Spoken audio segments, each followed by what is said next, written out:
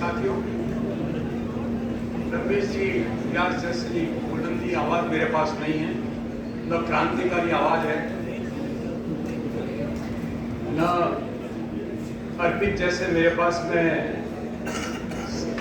ऐसे अलंकार है, लेकिन मैं सीधे विषय पर सम्मानित मंच तो रहा नहीं।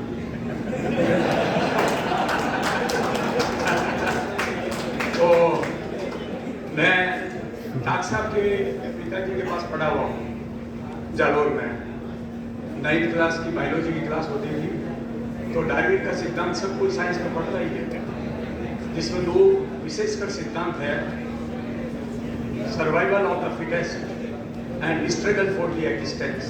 अपने अस्तित्व के लिए लड़ना है, और फिट वही होगा जो फिट वही एग्जिस्टेंस में रहेगा, अस्तित्व में वही रहेगा जो फिट रहेगा। मेरे समस्त अकाउंट्स के साथियों, मैं सिर्फ 35 बच्चों की क्लास में बोलने का ही अभ्यस्त हूँ।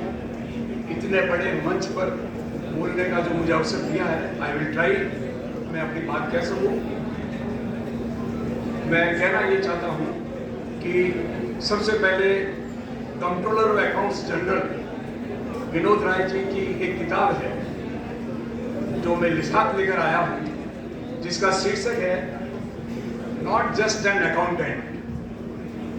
नॉट जस्ट एन अकाउंटेंट, इस एक शब्द में ही पूरी अकाउंट्स की महानता आ गई। एक शब्द में ही not just an accountant. Accountant मात्र वो नहीं है जो सिर्फ गुणा भाग करता है, जो बैलेंस शीट बनाता है, जो ट्रायल बैलेंस बनाता है। अकाउंट्स वहां तक सीमित नहीं है। अकाउंट्स का हर person, right from junior accountant to director finance, it is a financial advisor and concurring authority to their respective bosses. मैं एक डायलॉग और अपने ट्रेनिंग के दौरान बोला करता था, जो मैं आज रिपीट करना चाहता हूँ। अकाउंट्स के बिना पन्ना भी नहीं हिल सकता। मैं पत्ता नहीं बोल रहा हूँ, पत्ता नहीं बोल रहा हूँ। अकाउंट्स के बिना कोई पन्ना भी नहीं हिल सकता। और जिसने भी अकाउंट्स को ओवरलुक किया, उसके ऑब्जर्वेशंस को ओवरलुक किया, उनको जिंदगी में कई सारी परेशानियों का सामना करना पड़ा। हमारी नोटिंग, हम जो लिखते हैं, if it is supported by the reference of rule, GFNR, DOP, budget, even then some officer raises the distress कि आपकी ऑब्जर्वेशन सही नहीं है, ठीक है ना, तो वो अफसर गलती करता है। हमारी टिप्पणी ऐसी हो कि अफसर उसको ओवरलुक कर ही ना सके। Best by my experience, discom में एक अच्छी बात यह है कि यहाँ के अकाउंट्स के ऑब्जर्वेशंस को बड़े सीरियसली लिया जाता है। कोई भी व्यक्ति नाराज नहीं होता है। हमारे सब योज का अनुभव है, हम ऐसे के पास काम किए हुए हैं। हमारे ऑब्जर्वेशंस पे बुला करके कभी कोई ऐसा नहीं कहा, कोई डांट टपट नहीं करी कि ये आपने क्या लिख दिया। बस हमें ये ध्यान रखना है कि हम जो लिखे that is supported by the rules, reference, DOP, budget, GFNR, any circular etcetera. जिसमें भी मैं मेरी बात को थोड़ा समाप्त करने के लिए, मैं क्या है, मेरी एक आदत है, मैं विषय से भटक जाता हूँ। विषय से नहीं भटकूँ, इसके लिए मैं पूरा आलेख पढ़ देता हूँ। राजस्थान विद्युत लेखा संघ के 3य अधिवेशन में पधारे आप सभी लोगों का मैं हार्दिक स्वागत करता हूँ। आपके जो चारों पदाधिकारी है संघ के, इन्होंने मुझे अपना संरक्षक घोषित किया हुआ है। MD साहब को माला पहनानी हो, DK जैन साहब को मोमेंटो देना हो, इनकी समस्याओं के लिए रिप्रेजेंटेशन MD साहब को देना चाहते हो, क्योंकि रमेश जी व्यास तो हर समय यहाँ उपलब्ध रहते नहीं हैं, तो ये सम्मान ये मुझे देते हैं, जिसके लिए मैं इनका बहुत आभारी हूँ। मैं 35 ट्रेनिंग की क्लासेस के अनुभव मैं करने का तो बेवसास हुआ, पर मैं इतने बड़े मंच से बोल पाऊंगा ये मुझे खुद ही संदेह था। इसका निर्णय आपने करना है कि मैं अपनी बात कह पा रहा हूँ या नहीं कह पा रहा हूँ। मैं विषय से भटक न जाऊँ, इसलिए कुछ बिंदुओं पर केंद्रित रहूँ, कुछ पॉइंट्स लिखकर लाया हूँ। सबसे पहले भूतपूर्व गवर्नमेंट ऑफ इंडिया की किताब not just an accountant Vinod Rai साहब द्वारा लिखी गई है।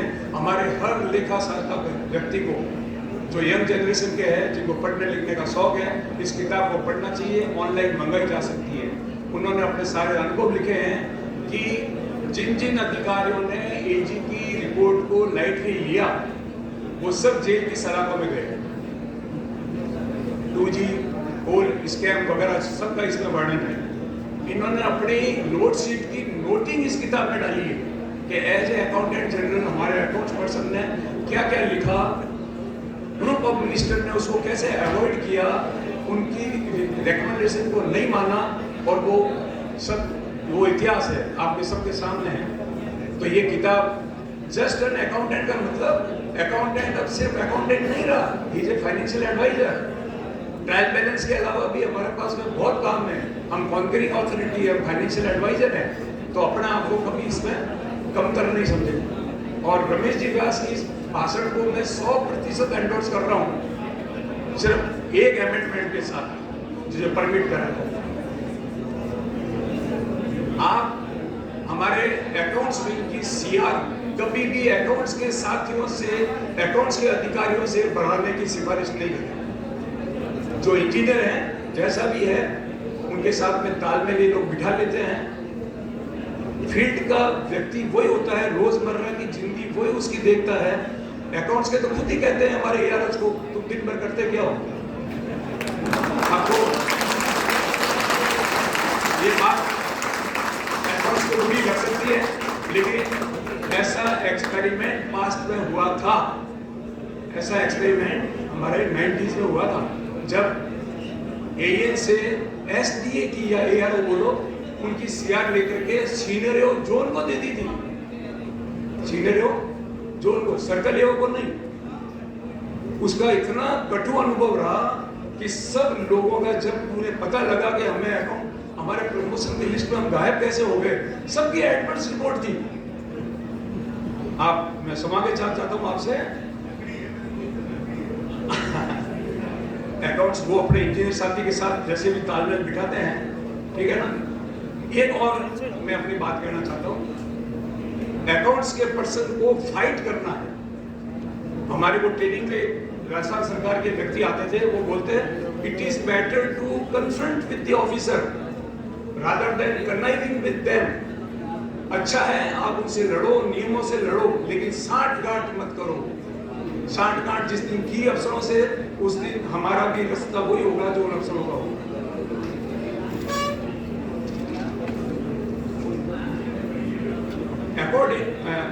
अकाउंट्स विंग का बहुत ही अब डाइवर्सिफाइड रोल है, जो मैंने कह दिया ना, अब सिर्फ ट्रायल बैलेंस तक सीमित नहीं है। ये बात सही है कि उनकी जिम्मेवारियां भी बहुत है। ऐसे में चूक होने पर कार्रवाई भी चलती रहती है।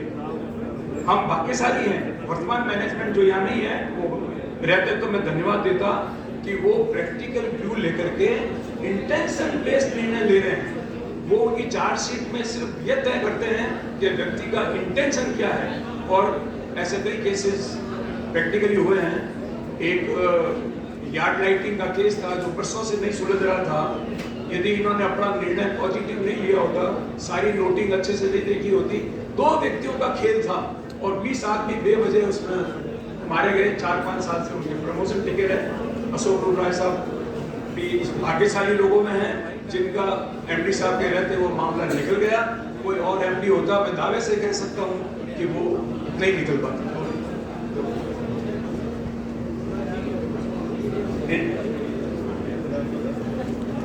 या तो उन्होंने माफ किया या कम दंडित किया, ताकि उनको वित्तीय प्राप्तियां ज्यादा प्रभावित ना हो।